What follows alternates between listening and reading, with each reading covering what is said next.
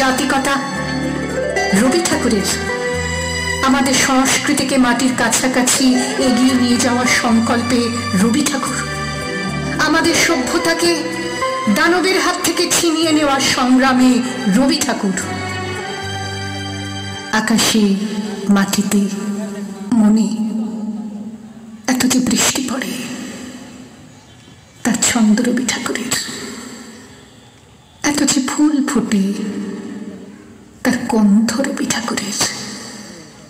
তাই প্রতিদিনই তার জন্ম, কোনো দিনই তার মৃত্যু নেই। কালের কালা পাহাড়ে সে কোনো দিন যদি ভারতবর্ষ থেকে সমস্ত ঠাকুরের পুজোর প্রদীপ নিভিয়ে দিয়ে যায়, তবু একটি ঠাকুরের বেদি চিরকাল থাকবে মাটির সঙ্গে গাঁথা। কোন ঠাকুর? রবি ঠাকুর। রবি ঠাকুর।